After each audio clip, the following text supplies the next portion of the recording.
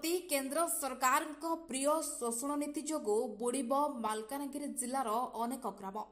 आंध्रर विकास पई जदिओ ओडिशावासी विरोध करुनाहांती किंतु आंध्र विकास पई ओडिशार विनाश केबे भी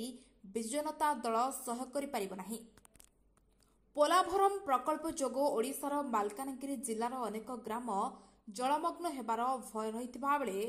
केंद्रर बीजेपी सरकार एही प्रकल्प को जातीय प्रकल्पर मान्यता देबा सह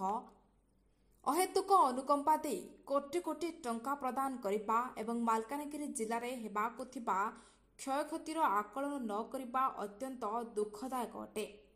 एणु एही प्रकल्प जोगु ओडिशा छत्तीसगढ़ और तेलंगानार हेबाकु थिबा क्षयक्षतिर आकलन सह सेठाकार लोकंको न्याय देबा दाबी रे गर्जिछि पोलाभरम प्रकल्प प्रतिवाद मंच। पोलावरम प्रतिवाद क्रियानुष्ठान कमिटी दल मत निर्विशेष रे जाति वर्ण निर्विशेष रे आमे समस्त एकजुट हेचु आंध्र एवं केंद्र अन्याय विरोध रे पोलावरम प्रकल्प जो बड़ी भाव रे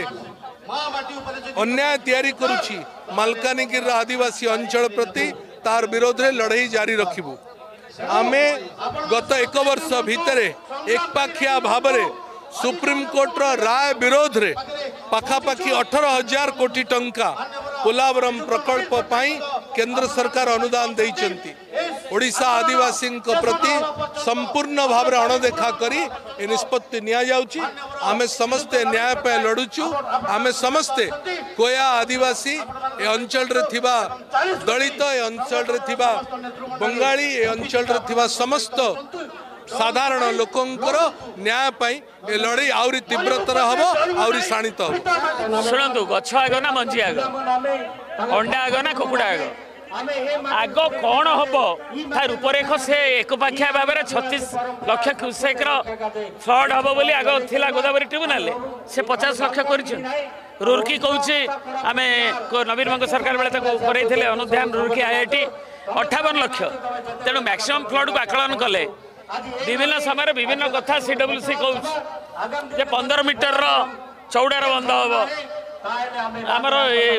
30 किलोमीटर बंध हम तादे ड्रेनेज तार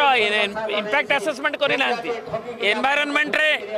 जो बातिल 11 मसीह निजे केन्द्र एनवायरनमेंट मिनिस्ट्री ताकू स्टे दे दे बेआईन भाव में चल तेणु एगुड़ा सीना ठीक है क्लारिटी आसिले जना कौ अंचल